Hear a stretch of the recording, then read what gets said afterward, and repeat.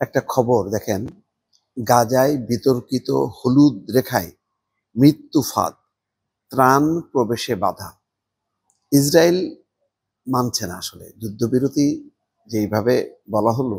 যুদ্ধবিরতির পর গত 11 দিনে 100-র উপরে মারা গেছে ফিলিস্তিনি, নানা অজুহাতে, যে তাদের দুইজনকে মানে মেরে ফেলছে হামাস, চালাইলো বিমান হামলা। ওই এক বিমান হামলায় 40-45 জন নাই। তারপরে তাদের হলুদ রেখা কোনটা, হলুদ রেখা কোনটা, হলুদ রেখা না কেউ বুঝতে পারছে না। এখন যারা ফিরে আসছে তারা তাদের বাড়ি ঘরে ফেরত যাইতে চাচ্ছে। সেই মানে যাওয়া নিয়ে যখন নাকি তারা মনে করতেছে হলুদ রেখা অতিক্রম করতেছে, গুলি করতেছে। মানে এটা একটা ফ্রি স্টাইল, মানে দেখাচ্ছে যে আমরা ওই যুদ্ধবিরতি মানি না। এবং ইতিমধ্যে তারা প্রায় 52% জায়গা গাজার কিন্তু দখল করে রাখছে। দখল করে তারা তাদের মতন করে হলুদ রেখা দিছে, এবং সেটাই বলা হচ্ছে যে এই বিতর্কিত হলুদ রেখা একটা মৃত্যু ফাঁদ। কেউ বুঝতেছে না কোনটা হলুদ রেখা আর কোনটা হলুদ রেখা না। গুলি করে মারার পরে বলতেছে ওই মানে যারা তারা হলুদ রেখা অতিক্রম করছে এবং তাদের নিরাপত্তা ঝুঁকি মনে করে তারা গুলি চালাইছে। এগুলিকে কে করবে যতক্ষণ না পর্যন্ত আন্তর্জাতিক সেনারা সেখানে না ঢুকবে এবং তারা যখন কি নিয়ন্ত্রণ না নেবে গাজার, ততক্ষণ পর্যন্ত এই চলতে থাকবে। এবং পরিস্থিতিটা এমন করা হচ্ছে যাতে আন্তর্জাতিক বাহিনী আর প্রবেশ করতে না পারে। ট্রাম্প বলছে যে কিছু মধ্যপ্রাচ্যের কিছু দেশ তারা গাজায় তাদের শান্তিরক্ষী মোতায়েন করতে চায়।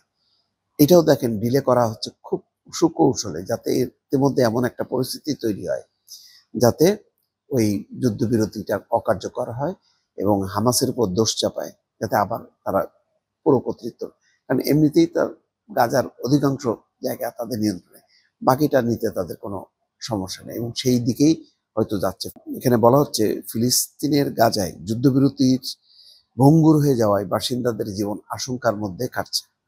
এখনো ত্রাণ সরবরাহ স্বাভাবিক হয়নি, ফলে সাধারণ মানুষের খাবারের চাহিদা পূরণ করতে পারছে না। নিত্য পণ্যের দাম আকাশচুম্বী হওয়ায় ক্ষুধা নিয়েই তাদের দিন কাটছে। প্রতিদিন ধ্বংসস্তূপ থেকে মৃতদেহ উদ্ধার হচ্ছে।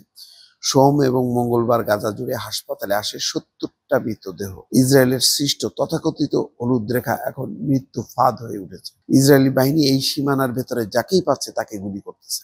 গাজার 58% এলাকা এখনো ইসরায়েলি বাহিনীর নিয়ন্ত্রণ। এখানে কিসের শান্তি, কিসের যুদ্ধবিরতি? মঙ্গলবার আল জাজিরার এক প্রতিবেদনে কথা বলা হচ্ছে, এবং যুদ্ধবিরতি যাতে ভেস্তে না যায় সেই জন্য মার্কিন ভাইস প্রেসিডেন্ট জেডি ভ্যান্স ইসরায়েলে গেছে। ট্রাম্প তাকে পাঠাইছে। আগের দিন ইসরায়েলে আসেন বিশেষ রাষ্ট্রদূত স্টিভ উইটকফ এবং ট্রাম্পের জামাতা জ্যারেড কুশনার। এগুলি আসলে কোনো লাভ হবে না শেষ পর্যন্ত, মানে পরাজিতদের পক্ষে কেউ থাকে না। আর যেহেতু হামাস গাজা ফিলিস্তিনিদের ব্যাপারে মানে ট্রাম্প বরাবর নাখোশ, শুধুমাত্র সে তার একটা অবস্থা তৈরি করার জন্য এবং আরব বিশ্বকে একটা ম্যানেজ করার জন্য সে এই যতটুক না পারলে নাই তাই করতেছে, কিন্তু এর বেশি না। কিন্তু কোথায় যুদ্ধবিরতি কার্যকর হচ্ছে? কোনো এই যে 20টা দেশ যারা গেল, তারা কেউ কোনো কথা বলতেছে? এই যে ইসরায়েলকে যে থামানো যাচ্ছে না, বা দ্রুত গতিতে যে সাথে সাথে যে আন্তর্জাতিক বাহিনী কর্ডন করে গাজাবাসীকে রক্ষা করবে, আজ ইসরায়েলদেরকে সরাই দেবে, তার কোনো পদক্ষেপ আছে? কিচ্ছু নাই। ফলে পুরো বিষয়টা একটা মানে কি বলবো, গাজাবাসী যেই অবস্থার মধ্যে ছিল সেই একই অবস্থার মধ্যে আছে। আর এখন যে নতুন যে বিষয়টা হচ্ছে যে হামাসের বিরুদ্ধে অন্য অন্য বিভিন্ন গোত্রগুলিকে ইসরায়েল সাপোর্ট করতেছে যে তারা যাতে হামাসের সাথে যুদ্ধ হয়, এবং এখন হামাসের সাথে বিভিন্ন গোত্রের যুদ্ধ হচ্ছে এবং ওই গোত্রগুলোকে পৃষ্ঠপোষকতা করতেছে হচ্ছে ইসরায়েল। ফলে পরিস্থিতি কিন্তু আরো জটিল থেকে জটিল হচ্ছে। দর্শক।